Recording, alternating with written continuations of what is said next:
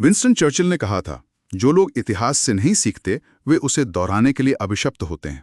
नमस्कार, और आज की इस खास चर्चा में आपका स्वागत है। यूपीएससी उम्मीदवारों के लिए ये आज का हमारा 5वां महत्वपूर्ण टॉपिक है। आज हम भूमध्य सागर के एक ऐसे द्वीप पर बात कर रहे हैं जहां इतिहास आज भी गूंजता है, साइप्रस।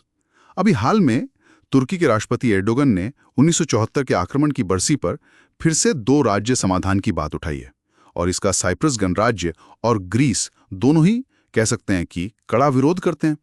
तो चलिए, जो हमारे पास जानकारी है उसके आधार पर इस मुश्किल संघर्ष को समझने की कोशिश करते हैं। हाँ, बिल्कुल। साइप्रस को समझने के लिए थोड़ा पीछे जाना जरूरी है। मतलब ओटोमन साम्राज्य था पहले, फिर 1914 में ये ब्रिटिश कंट्रोल में आया और 1960 में इसे आज़ादी मिली। पर ये आज़ादी वो एक खास तरह के मॉडल पर थी, एक द्विसामुदायिक राज्य। इसमें ग्रीक साइप्रस बहुमत में थे और तुर्की साइप्रस अल्पसंख्यक, और यहीं से मतलब दिक्कतें शुरू हुई। अच्छा, और इसी आज़ादी की नींव वो 1959 का ज्यूरिक लंदन समझौता था ना, जी। जिसमें ग्रीस, तुर्की और यूके गारंटी करता शक्तियां बने। तो ये व्यवस्था कितनी अहम थी, और क्या इसी में आगे के झगड़े के बीज थे? हाँ, ये बहुत जरूरी पॉइंट है। देखिए, इन 3 ताकतों को, मतलब यूके जो पहले शासक था और ग्रीस और तुर्की जो दोनों समुदायों की मातृभूमि माने जाते थे, उन्हें संविधान बनाए रखने के लिए दखल देने का अधिकार मिला। पर इससे हुआ ये कि साइप्रस की अपनी संप्रभुता वो शुरू से ही बाहरी ताकतों के असर में आ गई। 1960 का संविधान तो बना शक्ति साझाकरण पर उसमें कुछ चीजें थीं, जैसे तुर्की साइप्रस को वीटो पावर मिली थी, जिसे ग्रीक साइप्रस बहुमत वाले ठीक नहीं मानते थे। तो ये पावर शेयरिंग वाला एक्सपेरिमेंट ये कामयाब क्यों नहीं हुआ? सिर्फ वीटो का मसला था या कुछ और भी था? नहीं, ये असल में गहरे अविश्वास की बात थी। ग्रीक साइप्रस को लगता था कि ये व्यवस्था उनके शासन करने में रुकावट डाल रही है। फिर 1963 में राष्ट्रपति मकरियोस ने संविधान में बदलाव का प्रस्ताव रखा ताकि शक्तियां एक जगह केंद्रित हों। तो तुर्की साइप्रस समुदाय को लगा कि भाई हमें तो किनारे किया जा रहा है।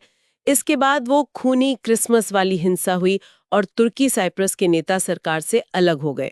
यहीं से वो बंटवारे की तरफ चीजें तेजी से बढ़ीं।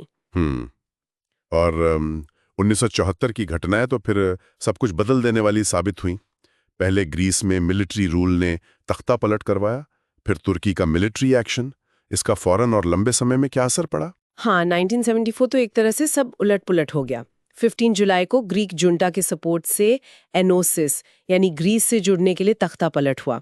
इसके जवाब में तुर्की ने 20 जुलाई को ऑपरेशन अतीला शुरू किया, मिलिट्री भेजी और द्वीप के करीब 36% उत्तरी हिस्से पर कब्जा कर लिया। तख्ता पलट तो खैर फेल हो गया, पर द्वीप असल में बंट गया, और वो बंटवारा आज तक है। हजारों लोग बेघर हुए और दोनों समुदायों के बीच की खाई वो और गहरी हो गई। और इसी कब्जे वाले इलाके में फिर वो उत्तरी साइप्रस का तुर्की गणराज्य TRNC उसकी घोषणा हुई। दुनिया ने इसे कैसे देखा? मतलब अंतर्राष्ट्रीय रिएक्शन क्या था? हाँ, 1983 में TRNC की एक तरफा घोषणा हुई, पर इसे आज तक सिर्फ तुर्की ने मान्यता दी है। UN सिक्योरिटी काउंसिल ने तो इसे गैर कानूनी करार दिया है।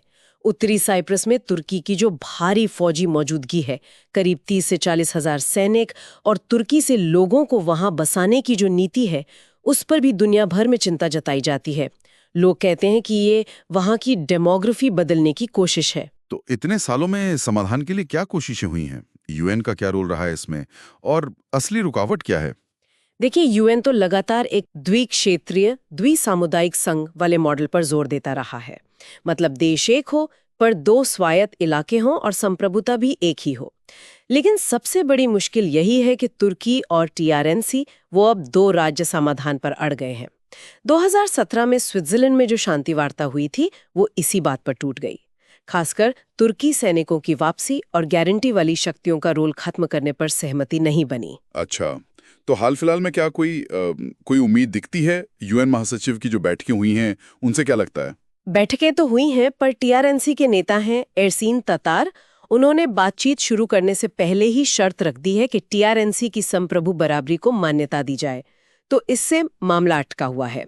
हाँ, कुछ छोटे मोटे विश्वास बहाली के कदमों पर शायद सहमति बनी है, पर असली बात तो शायद अक्टूबर में होने वाले तुर्की साइप्रस लीडरशिप चुनाव के बाद ही पता चलेगी। अगर हम इसे थोड़ा बड़े दायरे में देखें तो ये साइप्रस का मुद्दा सिर्फ द्वीप तक ही सीमित नहीं है ना? इसका असर तुर्की और ग्रीस के रिश्तों पर भी पड़ता है। हाँ, बिल्कुल।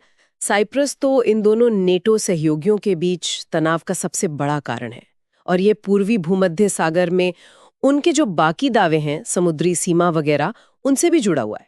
राष्ट्रपति एर्डोगन के लिए साइप्रस पर कंट्रोल रखना या असर बनाए रखना उनकी पूरी रीजनल स्ट्रैटेजी का एक अहम हिस्सा लगता है।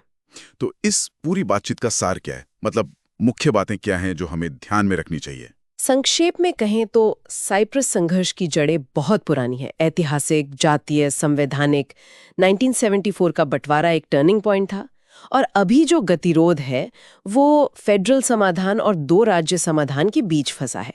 और हाँ, इसमें बाहरी ताकतों तुर्की, ग्रीस, यूके और यूएन, इनका रोल बहुत बड़ा है। और यूपीएससी एस्पिरेंट्स के लिए ये topic international relations, geopolitics, failed states और संघर्ष समाधान की स्टडी के लिए बहुत जरूरी है। ये दिखाता है कि कैसे पुराना अन्याय, जातीय तनाव और बाहरी दखल शांति प्रक्रिया को दशकों तक उलझा सकता है। अगर आपको ये चर्चा, ये विश्लेषण उपयोगी लगा हो तो प्लीज लाइक करें, सब्सक्राइब करें और आपकी जो भी राय हो या सवाल हो वो नीचे कमेंट्स में जरूर लिखें। और आखिर में आपके सोचने के लिए एक सवाल छोड़ जाते हैं। साइप्रस जैसे समाज जो इतने गहरे बटे हुए हैं, वहां स्थायी शांति लाने में अंतर्राष्ट्रीय समुदाय, खासकर यूएन, क्या भूमिका निभा सकता है? खासकर तब जब बड़ी क्षेत्रीय ताकतें खुद ही उस संघर्ष का हिस्सा हों।